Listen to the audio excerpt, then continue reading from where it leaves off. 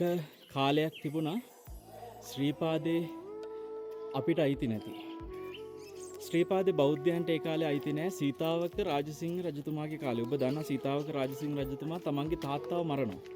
තමන්ගේ තාත්තාව මරපු සීතාවක රාජසිංහ රජතුමාට ඒ කාලේ මේ තාත්තා මරපු පවෙන් නිදහස් වෙන්න ඕන වෙනවා. මෙයා ස්වාමීන් වහන්සේලාට ගිහිල්ලා ඉල්ලීමක් කරනවා මට තාත්තා මරපු පවෙන් මිදෙන්න හැටි කියන්න කියලා. ඊට පස්සේ හාමුදුරුවෝ කිව්වා ඔබට කරන්න දෙයක් නැහැ. ඔබ තාත්තා මරපු එකේ අකුසලේ අනිවාර්යෙන් ඔබට ගෙවන්න වෙනවා. ඊළඟ ජීවිතේ ඔබ නිරේ යනවාමයි කියලා. මේක රජුරු ඇහුවට පස්සේ රජුරුවන්ට හොඳටම තරහ යනවා.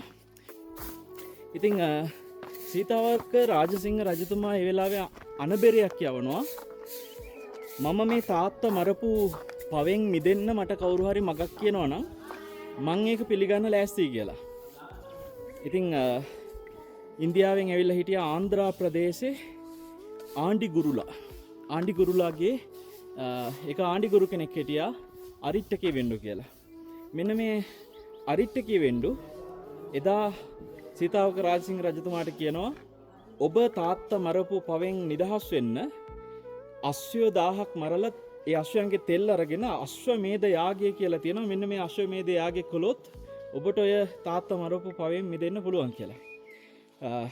අන්න ඒ වෙලාවේ රජුරුව ඒකට එකඟ වෙනවා. රජුරුව අශ්වයන්ව ගෙනල්ලා මරලා ඒ අශ්වමේධ යාගය කරලා එයා තාත්තා මරපු පවෙන් නිදහස් වෙන්න හරි සතුටින් ඉතින් ඒ දේ කරනවා. ඒකෙන් පස්සේ සීතාවක රාජසිංහ රජතුමා අරිට්ටකී වෙන්ඩු කියන ආණ්ඩි ගුරුත් එක්ක එදා එකතු වෙනවා. ඒ කියන්නේ ආණ්ඩි ගුරුගේ හින්දු දහම පිළි අරගෙන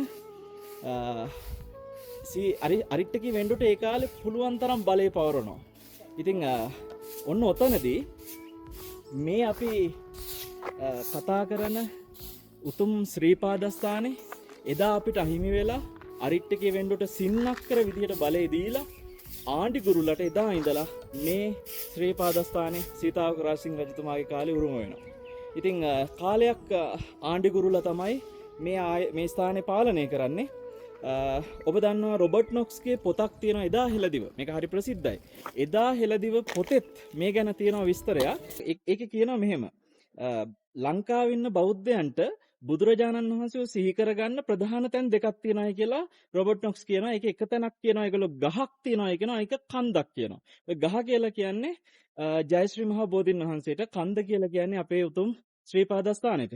එතකොට එතෙන්දී රොබර්ට් නොක්ස් කියනවා මේ ශ්‍රීපාදේ කරුණා කරන්න පවුල් පිටින් මිනිස්සු අවුරුදු කාලයට බොහෝ විට මෙතෙන්ට එනවා.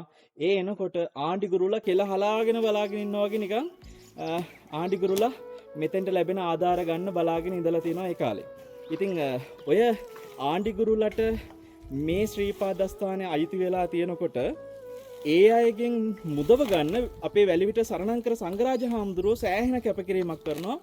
ඔබ දන්නවද මේ ආණ්ඩි කියන වචනේ අපිට ඇහෙනකොට අපේ භාෂාවට ගොඩාක් එකතු වෙච්ච තැන් තියෙනවා. ආණ්ඩි 7 දෙනාගේ කැඳහැලිය කියනකොට ඔබට මතකයි. මේ ආණ්ඩි කියන වචනේත් එක්ක තව ඔබට මතක් කරන්න දෙයක් තියෙනවා. ඒ තමයි අnder දෙමළ කියලා ඔබ අහලා තියෙනවනේ. ඔය ආණ්ඩිවරු එන්නේ ඉන්දියාවේ ආන්ධ්‍රා ප්‍රදේශෙන්.